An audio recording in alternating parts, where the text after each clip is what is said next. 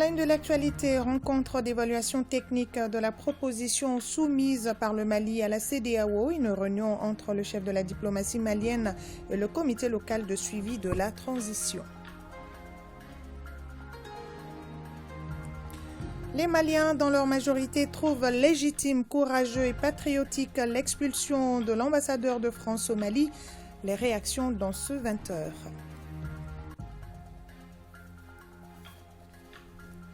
Première édition de la journée nationale porte ouverte des produits transformés à base de riz étouffé, communément appelé maloussou, une manière de vulgariser les produits dérivés du riz.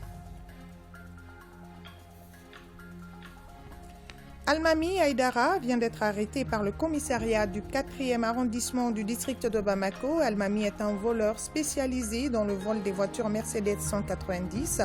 10 véhicules au total ont été retrouvés en sa possession. Bonsoir à tous et bienvenue dans la grande édition de ORTM. Un conseil de cabinet à la primature. 3 points étaient à l'ordre du jour. Il s'agit de 3 projets de texte du ministère de l'Enseignement supérieur et de la Recherche scientifique, un projet de texte et d'ordonnance du ministère des Affaires religieuses et du culte et enfin 2 projets de décret du ministère du Travail, de la fonction publique et du dialogue social. On en sait plus avec Nyanya Loutraoré. Le présent conseil de cabinet a démarré par les 2 projets de décret du ministère du Travail, de la fonction publique et du dialogue social.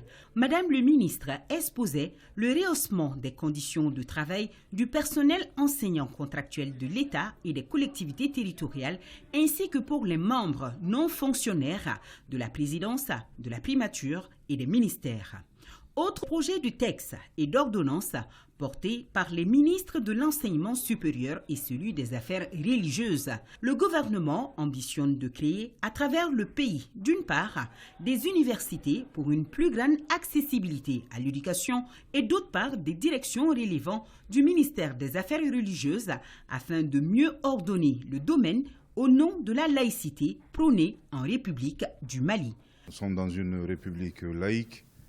Mais malheureusement, depuis une dizaine d'années, nous faisons face au terrorisme et à l'extrémisme violent qui a constitué une opportunité pour des personnes de mauvaise foi d'instrumentaliser la religion ici et là. Et donc il était très important pour l'État d'investir le champ religieux afin de mieux l'encadrer et surtout prévenir toute instrumentalisation et tout débordement de la religion aux fins d'actions terroristes. Et pour ce faire, il y a un projet d'ordonnance sur lequel nous avons discuté et qui organise la liberté religieuse et l'exercice du culte. Afin justement de donner plus de poids au ministère des Affaires religieuses et du culte et de mieux encadrer le domaine religieux, nous avons également échangé sur la nécessité de déconcentrer les services de ce ministère dans certaines régions à travers la création de directions. Concernant le second point, c'est-à-dire la nécessité de déconcentrer l'enseignement supérieur, nos plus hautes autorités ont estimé depuis une certaine période qu'il était très important d'éviter, vous savez, de tout concentrer dans la capitale, à Bamako. La décision politique a été prise d'opérationnaliser très rapidement des universités dans certaines régions. La région de Gao, la région de Tombouctou et la région de Sikasso. Signalons que la présentation des dossiers au Premier ministre a duré plus d'une bonne heure. Je le disais dans les titres, le ministre des Affaires étrangères et de la coopération internationale a rencontré le comité local de suivi de la transition. C'était pour informer le comité de la mise en place d'un cadre de concertation pour procéder à une évaluation technique de la proposition soumise par le Mali à la CEDEAO. Le point avec Fousseni Tunkara. Sur la base des directives du président de la transition, le chef de la diplomatie malienne tient une réunion avec le comité local de suivi de la transition. Le ministre Abdoulaye Diop explique à ses invités un certain nombre de mécanismes. Nous avons proposé à nos partenaires de constituer avec eux un groupe de travail élargi, comprenant les membres du comité local de suivi de la transition, le ministre de l'administration territoriale pour piloter côté malien, et qui peut aussi se faire accompagner par des départements techniques concernés. L'objectif est de pouvoir procéder à une évaluation technique de la proposition qui a été mise sur la table par le Mali à l'effet d'arriver à un document consensuel. L'autre volet du dispositif, c'est d'avoir, en plus du groupe de travail élargi, d'avoir un groupe de dialogue qui se tiendra à un niveau politique et diplomatique et qui va associer un certain nombre de pays et d'institutions.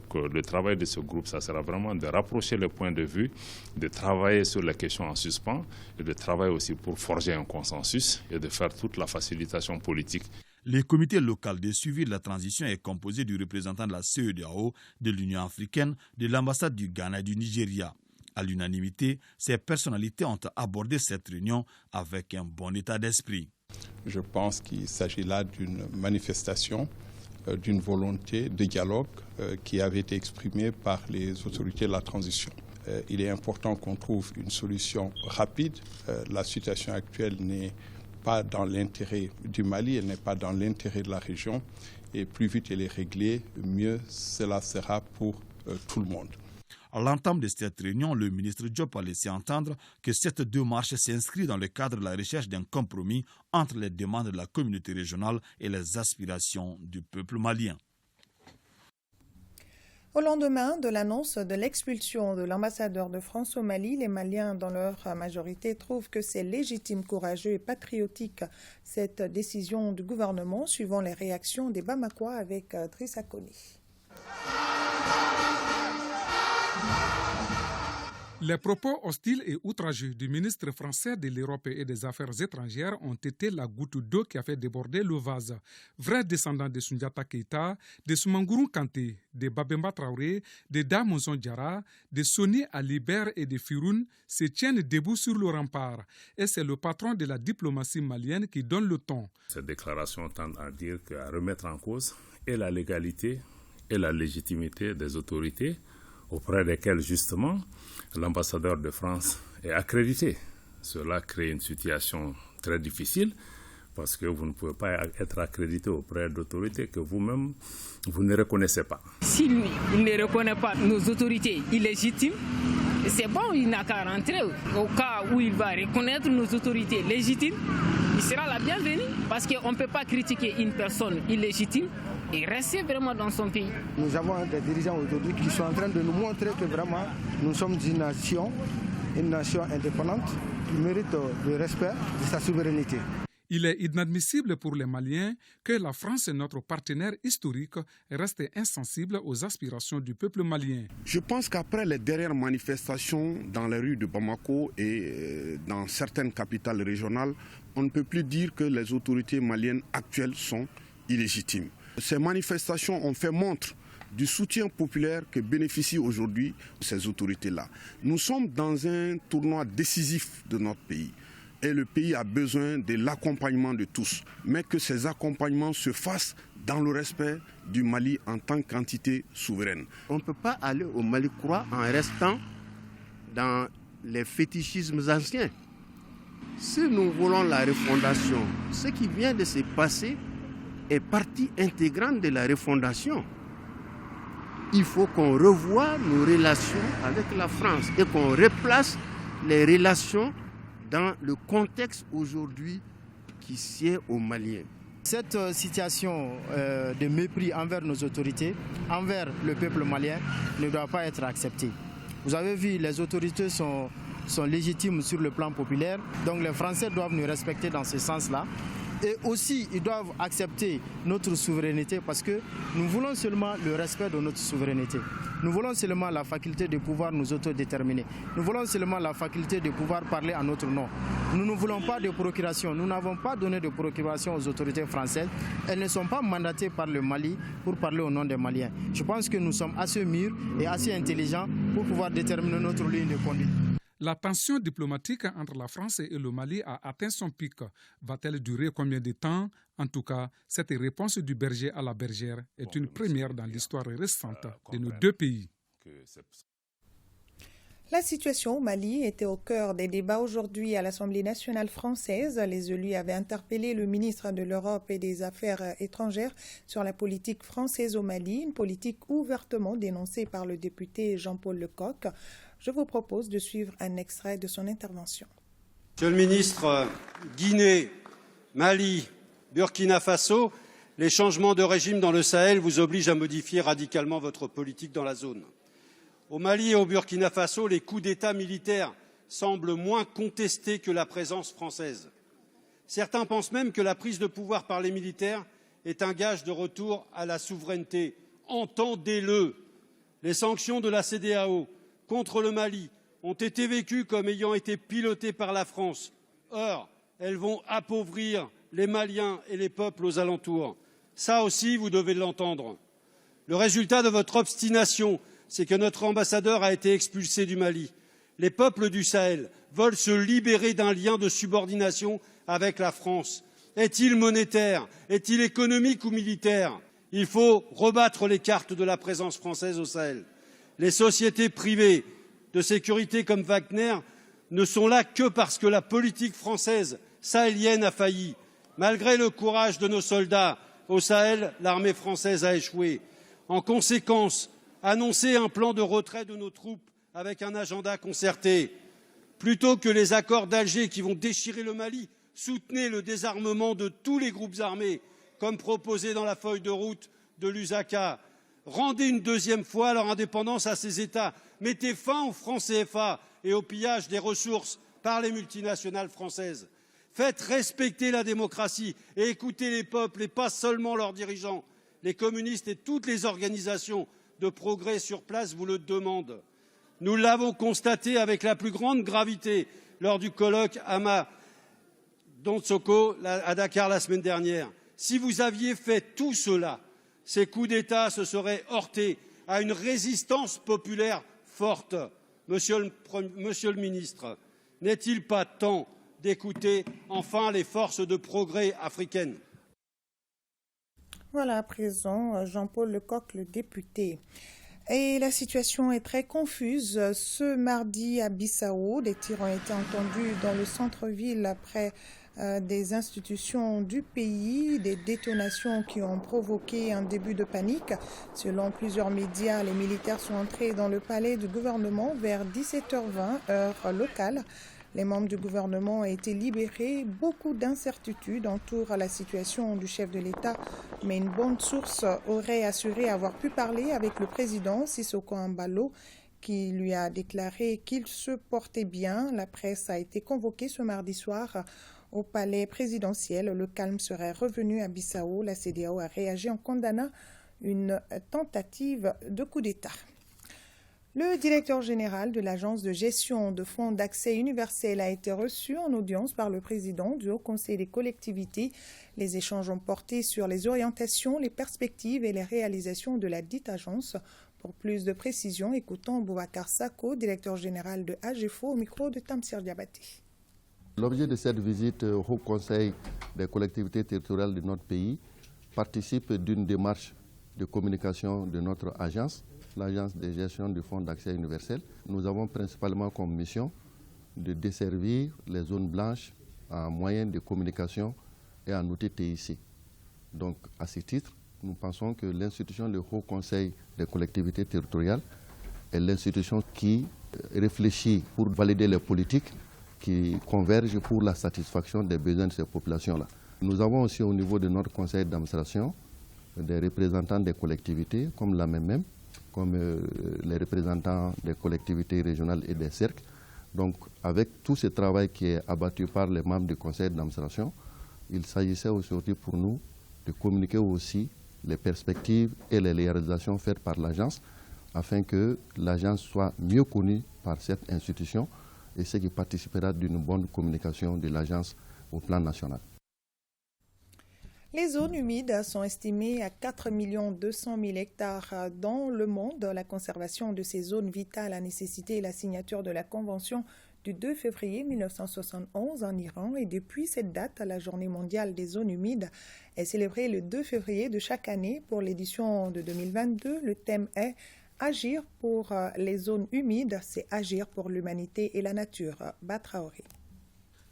La célébration de la Journée mondiale des zones humides résulte de la Convention de Ramsar signée le 2 février 1971 en Iran. C'est le premier traité intergouvernemental moderne d'envergure mondiale sur la conservation et l'utilisation durable des ressources naturelles. La mise en œuvre de cet instrument ratifié par le Mali en 1997 s'est faite à travers la politique nationale des zones humides élaborée en 2003 et qui prend en compte des aspects du changement climatique. Le thème choisi cette année, agir pour les zones humides, c'est agir pour l'humanité et la nature, et met en relief les fonctions vitales des zones humides. Les zones humides constituent une ressource naturelle vitale dont dépendent toutes les activités socio-économiques et environnementales. Véritables filtres naturels, elles épurent l'eau des matières minérales et organiques et participent ainsi à l'amélioration de la qualité de l'eau des rivières et des eaux souterraines. Agir pour les zones humides, c'est agir pour l'humanité. Selon les experts, les zones humides mondiales qui étaient estimées à 4 200 000 hectares régressent rapidement, ce qui impose des actions vigoureuses pour leur conservation. La Journée mondiale des zones humides cible en premier lieu les jeunes qui sont les décideurs de demain et qui montrent de plus en plus leur intérêt pour les problèmes de l'environnement et leurs solutions. Et le ministre Modibo Kone de lancer un appel à la synergie d'action pour la poursuite de la restauration et de la conservation des zones humides au Mali au cours de cette année 2022. Clôture ce mardi du dépôt de dossiers de candidature au concours d'entrée à la fonction publique et plusieurs candidats étaient présents pour déposer leur dossier. À la date du 31 janvier 2022, le district de Bamako enregistre plus de 39 200 candidats. Le point avec Koumba Sissé. Au Centre national des concours de la fonction publique, dernière ligne droite avant la fin du dépôt des candidatures. Parmi les candidats à ce recrutement direct, Gaussou Belan Koulibaly. Ces spécialistes en finance et comptabilité tentent cette année encore sa chance après plusieurs échecs. C'est plus de 10 fois. Parfois, je fais avec le BT, parfois avec le BTS en finance et comptabilité. Malheureusement, je n'ai pas eu la chance. Cette fois-ci, j'ai postulé pour le contrôleur de finances niveau BTD. D'habitude, ça ne dépasse pas 10 à 15. Donc cette fois-ci, ils sont allés jusqu'à 36. Donc cela veut dire qu'on a beaucoup de chances. Comme Gaussou Belan Koulibaly, Isiaka Traoré est venu au centre pour le même motif. Mais lui, par contre, est venu déposer les dossiers de candidature de sa sœur. Elle s'est mariée juste hier et le fait qu'aujourd'hui c'est le dernier jour, donc elle ne pouvait pas être là, c'est pourquoi je me suis débrouillé pour être là aujourd'hui pour le dépôt de son dossier. Elle fera la santé publique. Je trouve que le travail se déroule normalement et il est rapide parce que je suis venu, je me suis renseigné là où se fait le dépôt du dossier pour la santé publique. On m'a montré l'endroit où je suis venu et ça a été rapide. Si ces candidatures ont été acceptées et déposées sans problème, d'autres dossiers n'ont pas eu la même chance. Ils ont été rejetés pour non-conformité du diplôme. J'avais accompagné madame pour le dépôt de ces dossiers. Nous avons été surpris de voir que les licences professionnelles concernant les techniciens de santé, c'est-à-dire l'ancienne appellation, ne fait pas partie du concours. Je suis venu déposer le dossier d'un frère. Donc quand je suis venu, ils disent qu'ici, il n'y a pas bâtiment, mais il y a dessin bâtiment. Alors qu'il a fait l'ESICA, à l'ESICA, il y a les deux filières, il y a bâtiment, il y a dessin bâtiment. Donc arrivé ici, ils disent qu'ils ont besoin seulement de dessin bâtiment, il n'y a pas de bâtiment. Donc ils ont rejeté les dossiers. Le cri de cœur que j'ai à dire, c'est pour dire seulement aux autorisés, souvent quand ils vont faire des recrutements, de penser à toutes les spécialités. Au cours de la fonction publique de cette année, au total, 883 agents seront recrutés. À la date du 31 janvier 2022, le district de Bamako enregistre plus de 39 200 candidatures.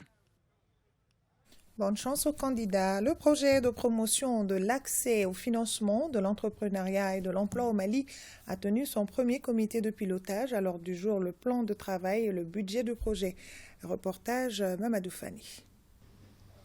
Le projet promotion de l'accès au financement de l'entrepreneuriat et de l'emploi au Mali, PAFEM, vise à garantir l'inclusivité financière et la transformation économique des structures bénéficiaires ainsi que celle des populations. Ce premier comité de pilotage est donc une occasion de donner des orientations aux membres du comité et surtout de valider le plan de travail et le budget. Ce projet donc viendra s'appuyer sur les initiatives, les efforts antérieurs et en cours effectués par le gouvernement du Mali pour accroître justement les possibilités d'emploi et de création de revenus grâce à une approche globale et intégrée.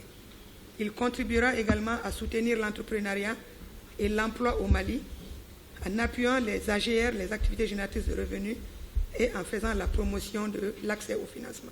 L'exercice 2022 sera l'année d'installation et d'opérationnalisation du PAFEM en dépit du contexte difficile. Le projet de promotion de l'accès au financement de l'entrepreneuriat et de l'emploi au Mali est un projet conçu et mis en place par le gouvernement de notre pays pour un montant de 60 millions de dollars pour une durée d'exécution de 5 ans. Son objectif de développement est de promouvoir l'accès au financement, à l'entrepreneuriat et à l'emploi au Mali. Cet objectif s'inscrit en droite ligne des politiques et stratégies du gouvernement du Mali pour le développement durable qui inclut la promotion du développement inclusif et des transformations économiques de ces initiatives en matière de politique d'emploi et d'orientation du secteur privé. Pour la mise en œuvre de ce projet, le PAFEM va s'appuyer sur 5 piliers. Il s'agit du comité de pilotage, le comité de gestion et le comité technique, ainsi que les points focaux techniques et les groupes de travail thématiques. 17e session du comité de coordination et de suivi des politiques et programmes de la sécurité alimentaire. Il s'agit de faire le point des activités de 2021 et la programmation pour 2022. Le reportage de Youssouf Diakité. Cette 17e session ordinaire du comité de coordination et de suivi des politiques et programmes du commissariat à la sécurité alimentaire fait le point des activités de 2021. Mais l'objectif, c'est surtout de faire la programmation pour 2022. Le cadre harmonisé de novembre dernier indiquait que près de 1,2 million de personnes étaient en insécurité alimentaire aiguë d'octobre à décembre 2021, soit presque le triple comparé à 2020. Si une réponse vigoureuse n'est pas apportée immédiatement, le nombre de personnes en insécurité alimentaire aiguë et ayant besoin d'une assistance d'urgence dépasserait 1,8 million de personnes à la prochaine soudure agricole en juin, juillet et août 2022. Malgré cette situation de crise exacerbée, la mise en œuvre du plan d'opération du Plan national de réponse 2021 a enregistré des résultats très tangibles relativement à nos objectifs de départ. L'assistance alimentaire que nous avions programmée la soudure dernière a pu être réalisée à plus de 99% à travers la mobilisation de 32 994 tonnes de céréales distribuées gratuitement par l'État en faveur de 1 028 370 personnes.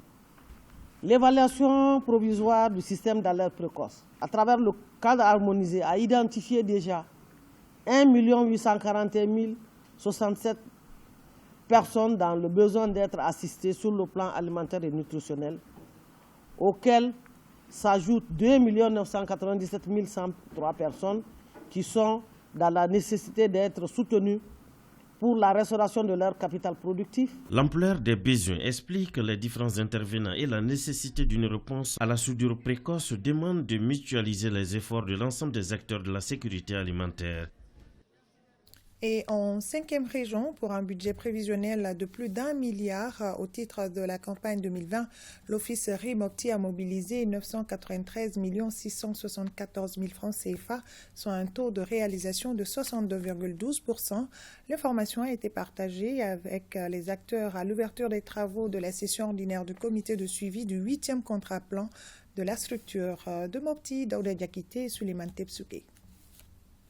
Parmi les points inscrits à l'agenda de cette première session ordinaire du comité de suivi du 8e contrat-plan Office RIMOPTI exploitant agricole et État au titre de la campagne agricole 2020 figure en bonne place l'état d'exécution des engagements pris par les parties prenantes, l'examen des rapports d'exécution 2019-2020. Le REM a été confronté à des difficultés, notamment la mauvaise répartition des pluies dans le temps et dans l'espace. Il y a aussi la menace des individus armés dans nos différentes zones d'intervention. Mais malgré ces difficultés, l'OREM, quand même, à travers ses approches, a pu surmonter ces difficultés.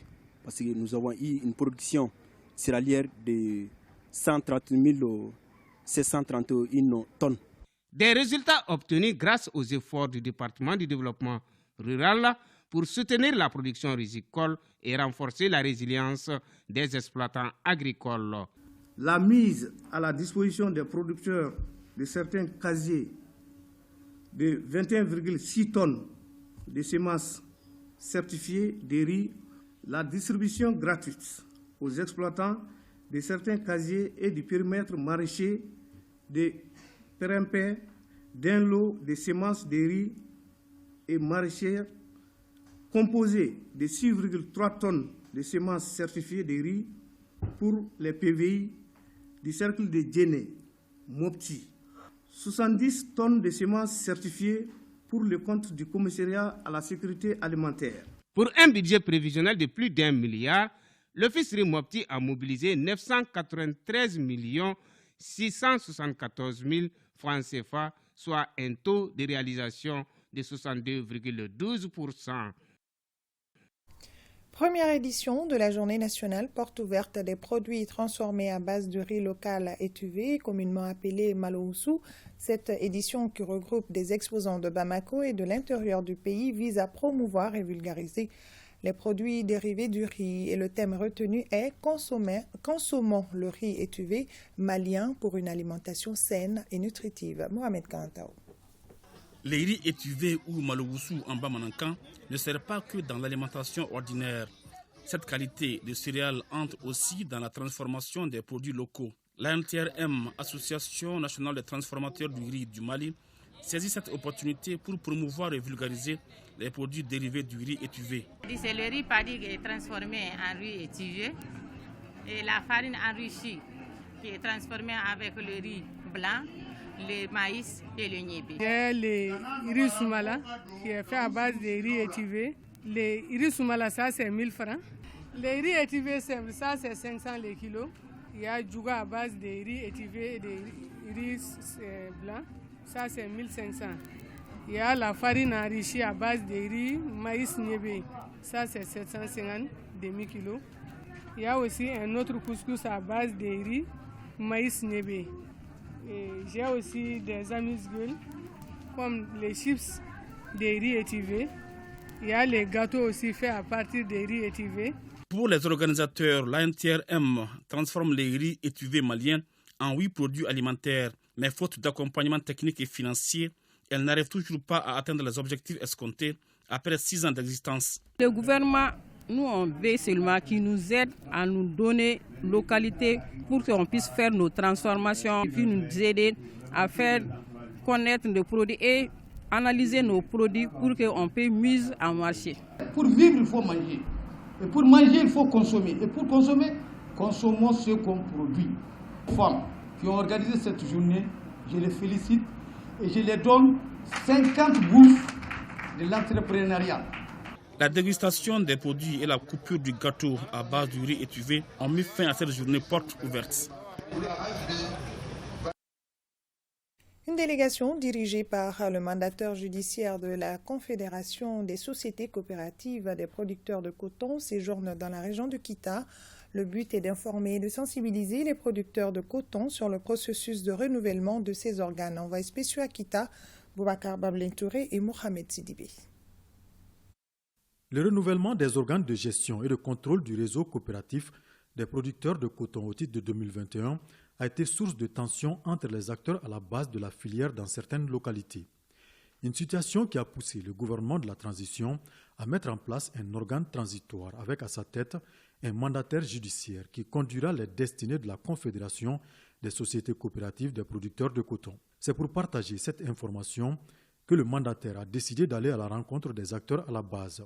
Ma visite à Kita aujourd'hui s'inscrit dans le cadre de la préparation de ces élections. Prendre contact avec les producteurs à la base, leur expliquer le contenu de mon mandat et surtout transmettre le message que j'ai reçu des plus hautes autorités du Mali, à savoir des élections inclusives, transparentes, fiables, afin que les producteurs puissent se consacrer à leur métier pour augmenter leur productivité et pour un meilleur développement de notre pays.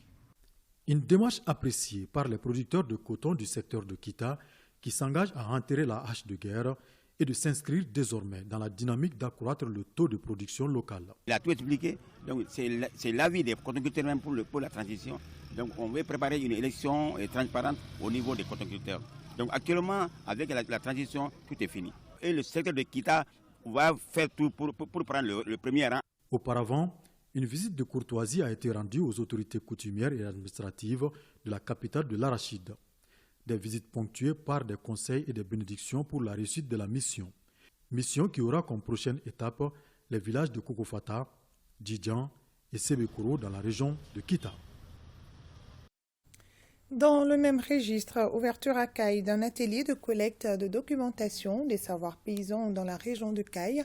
Le projet de financement inclusif des filières agricoles est une initiative de l'État malien et a pour objectif d'accroître l'inclusion financière des petits producteurs et des petites et moyennes entreprises agroalimentaires au Mali. Reportage Kabadjara et Lassana Keita.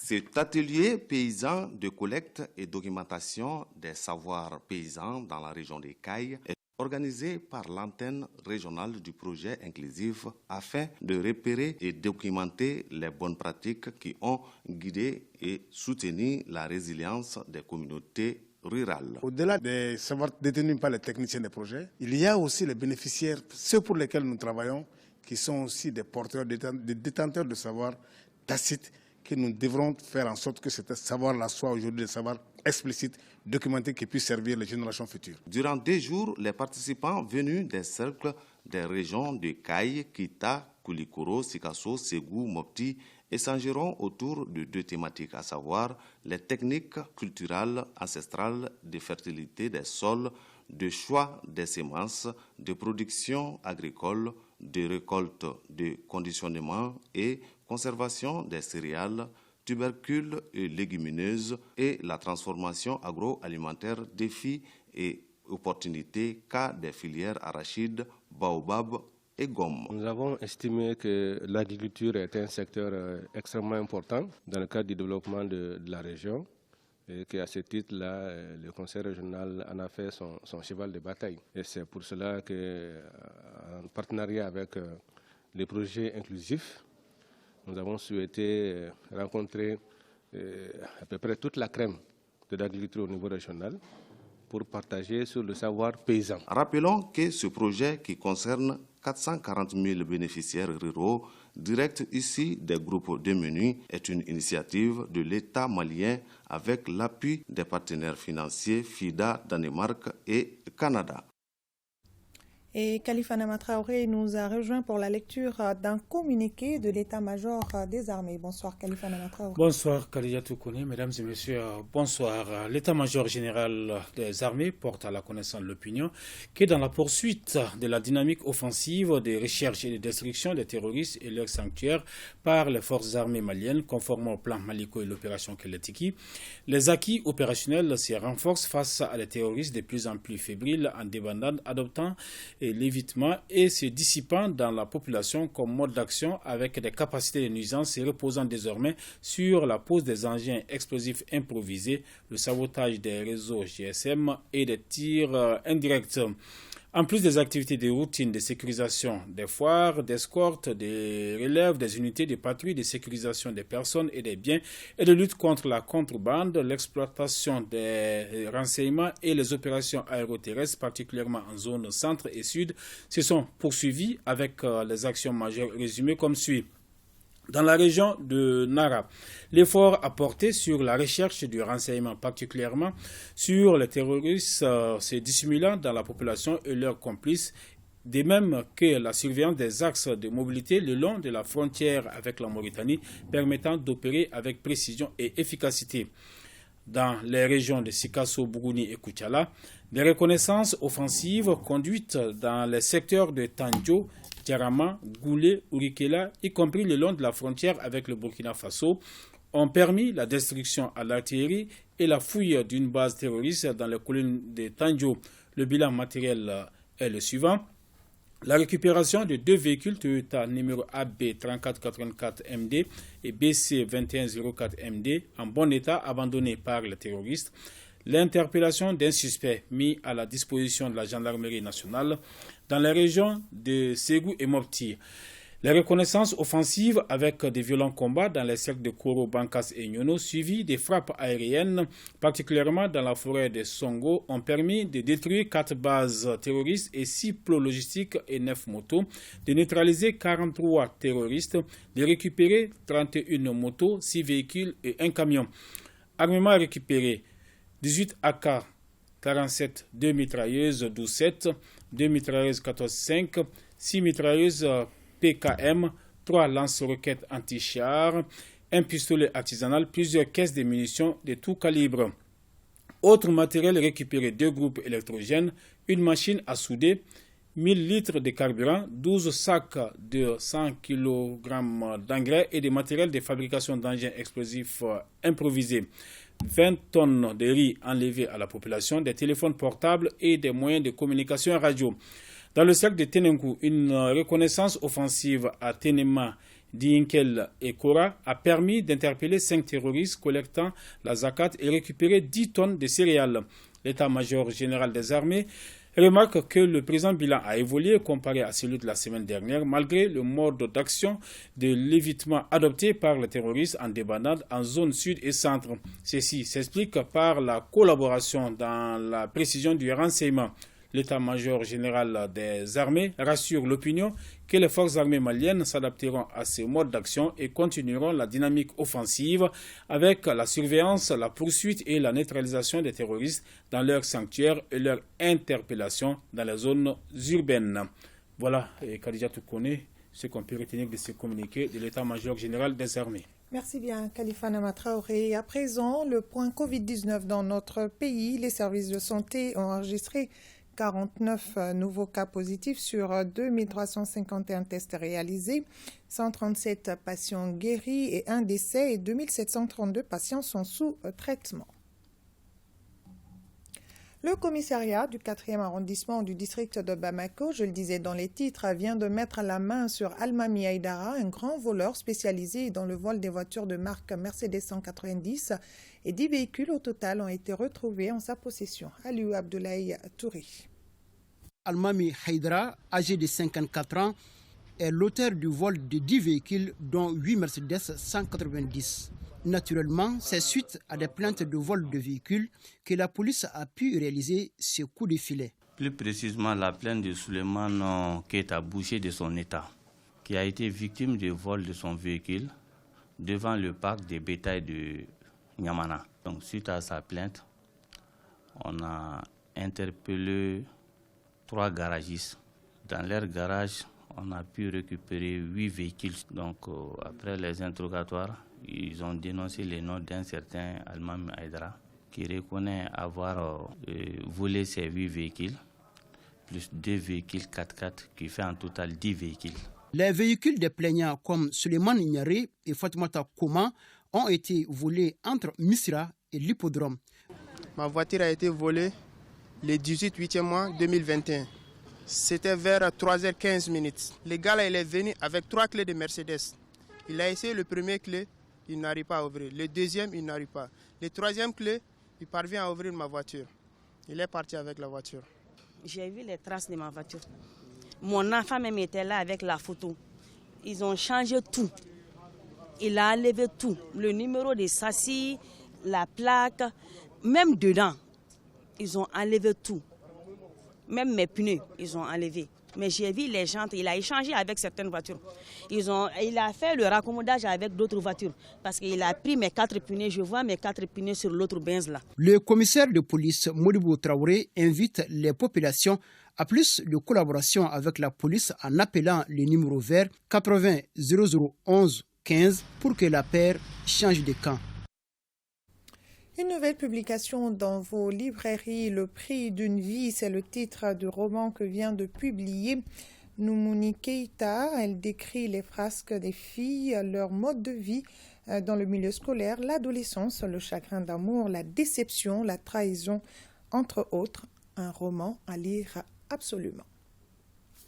Page noire de cette édition, Nkouma Keïta, ancien ministre de l'Environnement et président du conseil d'administration de la SOMAGEP, a été conduit en sa dernière demeure cet après-midi. Un dernier hommage lui a été rendu en présence des hautes personnalités.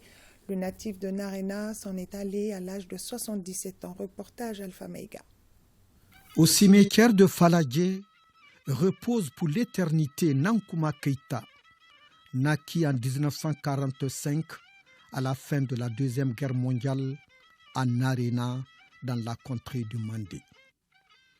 Et c'est ici, à la mosquée, où il s'est toujours acquitté de ses obligations religieuses, qu'a eu lieu la prière mortuaire en présence de hautes personnalités, parents, amis et connaissances.